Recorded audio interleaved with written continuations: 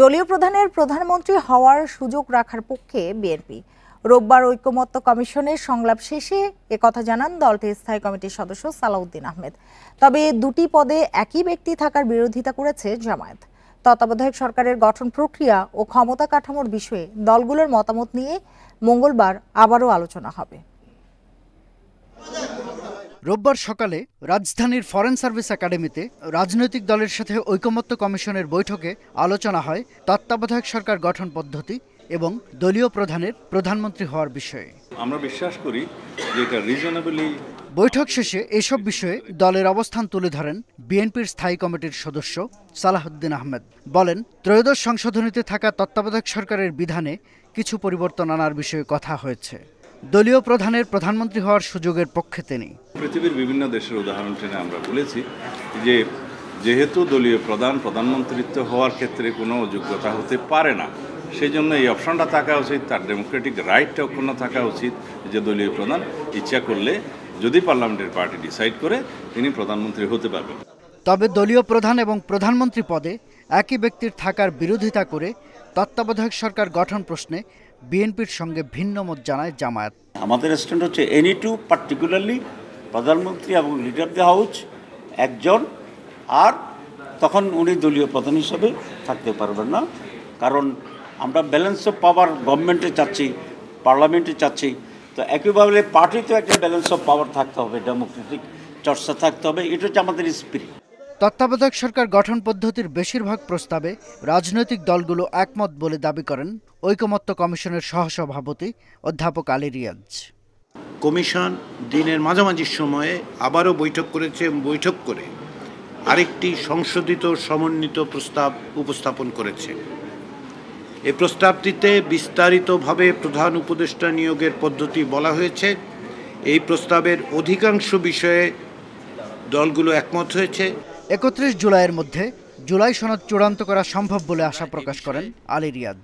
আমাদের কমিশনের অবস্থান বা একমত হওয়ার জায়গাটা বলতে পারবে। শাহাদাত স্বপন, ইন্ডিপেন্ডেন্ট নিউজ, ঢাকা। তৈরি হয়েছে। এ বিষয়ে কথা বলার জন্য ধানমন্ডি থেকে আমাদের সঙ্গে যোগ দিয়েছেন নির্বাচন ব্যবস্থা সংস্কার কমিশনের সদস্য মীর নাদিয়া নিভিন। মীর নাদিয়া নিভিন, আপনাকে স্বাগত জানাচ্ছি ইন্ডিপেন্ডেন্ট টেলিভিশনে। যেটি আপনার কাছে জানতে চাই যে তত্ত্বাবধায়ক সরকার সহ কয়েকটি ইস্যুতে কেন হিমশিম খাচ্ছে ঐকমত্য কমিশন? দেখুন, ধন্যবাদ। দেখুন, আমি জিনিসটাকে একটু অন্য ভিন্ন পার্সপেক্টিভ থেকে দেখছি। আমি খুব ইতিবাচক পার্সপেক্টিভ থেকে দেখছি যে আমরা যে প্রেক্ষাপটে রাজনৈতিক দলগুলো, যে প্রেক্ষাপটে আমরা বিভিন্ন রাজনৈতিক স্টেক হোল্ডাররা একসাথে এসে ঐক্যমতের জন্য এক হয়েছি, সেখানে অনেক বিষয় ঐকমত্য অলরেডি হয়ে গিয়েছে এবং এটা একটা বিশাল সাফল্যের ব্যাপার। এবং এই জন্য আমি ধন্যবাদ জানাই ঐকমত্য কমিশন এবং রাজনৈতিক দলগুলোকে। কিন্তু যে সমস্ত বিষয়ে আপনার ঐকমত আসছে না, এগুলো তো এক্সপেক্টেড। কিছু কিছু ব্যাপারে তো আপনার ডেফিনেটলি মতবিরোধ হবে, এবং যে সমস্ত প্রেক্ষাপট থেকে গত 15 বছরের যেরকম প্রেক্ষাপট থেকে আমরা এসছি, বিভিন্ন দল, বিভিন্ন রাজনৈতিক স্টেক হোল্ডারদের অনেক রকম এক্সপেরিয়েন্স এবং পলিটিক্যাল ট্রমার মধ্যে দিয়ে তারা গিয়েছে, এবং অবশ্যই এই সমস্ত ডিসকাশনে সেই পলিটিক্যাল ট্রমাগুলো এবং সেই সমস্ত এক্সপেরিয়েন্সগুলো তো আসছে, এবং সেই কারণে সেই পরিপ্রেক্ষিতেই তারা যখন ডিসকাশনে আসছে, তাদের এই সমস্ত চিন্তাধারার পয়েন্ট অফ ভিউ থেকে কিছু জিনিসে হয়তো টাইম লাগছে কনসেনসাসে আসতে। কিন্তু এর মধ্যে সবচেয়ে বড় ব্যাপার, এবং আমাদের অ্যাটলিস্ট আমার ব্যক্তিগতভাবে এক্সপেকটেশনের চেয়ে বেশি ব্যাপারে কনসেনসাস হয়েছে, ঐক্যমত হয়েছে, এবং এটা একটা বিশাল ব্যাপার আমার মনে হয়। জি, পিআর পদ্ধতি কার্যকর হলে স্বতন্ত্র প্রার্থী থাকবে না, সেটা কি এক ধরনের সীমাবদ্ধতা মনে করেন কিনা আপনি? দেখুন, পিআর পদ্ধতির সংখ্যানুপাতিক এইটার আলোচনা কিন্তু আপনার নিম্নকক্ষের ব্যাপারে একরকম, উচ্চ কক্ষের ব্যাপারে একরকম।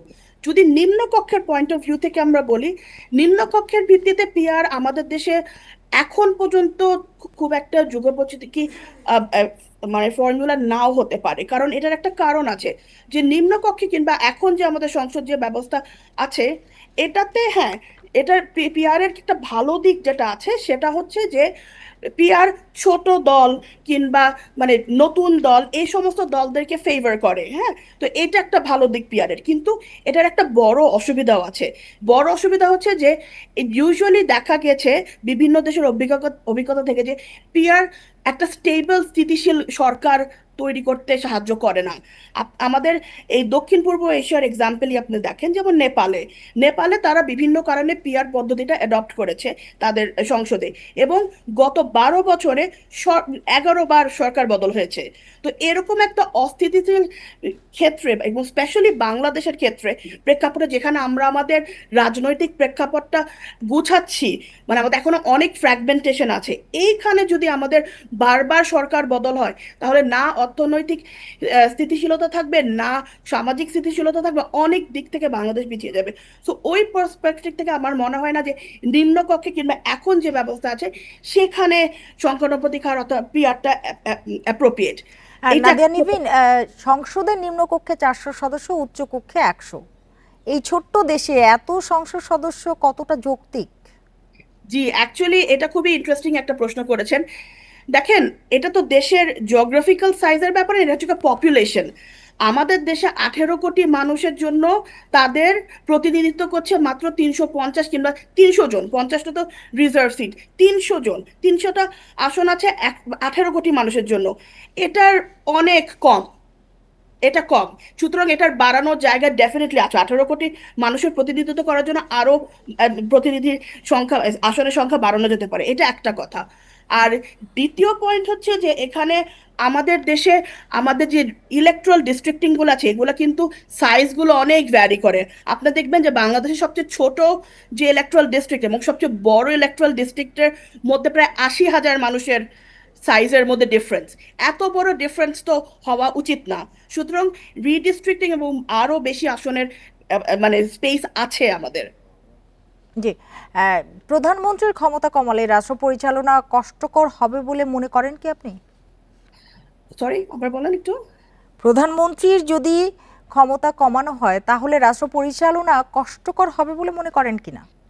দেখেন, এখানে ব্যাপারটা হচ্ছে যে সংস্কারগুলো যখন আমরা চিন্তা করেছি, তখন এখানে প্রধানমন্ত্রীর ক্ষমতা কমানোর চেতে যে অ্যাঙ্গেলটা চিন্তা করা হয়েছে সেটা হচ্ছে গিয়ে ভারসাম্য আনা। হ্যাঁ, আমাদের যেমন রাষ্ট্রপতির ক্ষেত্রে, আমাদের তো এখন যে রাষ্ট্রপতির যে পজিশনটা সেটা লার্জলি অলংকারিক, এটা তেমন কোনো রোল নেই, কিন্তু এরকম একটা পজিশনে যদি ভারসাম্যটা আমরা, ক্ষমতার ভারসাম্যটা যদি আমরা অ্যাচিভ করতে পারি এবং প্রধানমন্ত্রীর ক্ষমতার যদি ভারসাম্য আমরা রাষ্ট্রপতির সাথে ব্যালেন্স করতে পারি, তাহলে আমাদের দেশটা আরো গণতান্ত্রিকভাবে স্ট্রঙ্গার হবে। তো সেই পার্সপেক্টিভ থেকে, কিন্তু এখানে যে একেবারে প্রধানমন্ত্রীর ক্ষমতা কমিয়ে দিয়ে তাকে মানে মানে তার কাজে বাধা দেওয়া, এরকম কোনো পার্সপেক্টিভ না। এবং এই সমস্ত আলোচনা যে কোনো গণতান্ত্রিক প্রেক্ষাপটে দেশে এটা মানে বিস্তারিত হয় এবং হচ্ছে, এবং এই ব্যাপারে আমরা আমাদের এক্সপেকটেশন হচ্ছে কি এমন একটা জায়গায় গিয়ে ঐকমত্য আসবে যেখানে একটা ভারসাম্য অ্যাচিভ হবে। জি, নাদিয়া নিভিন, আপনাকে অনেক ধন্যবাদ আমাদের সাথে যোগ দেওয়ার জন্য, আমাদের সময় দেওয়ার জন্য। চলে যাচ্ছি পরের খবরটিতে।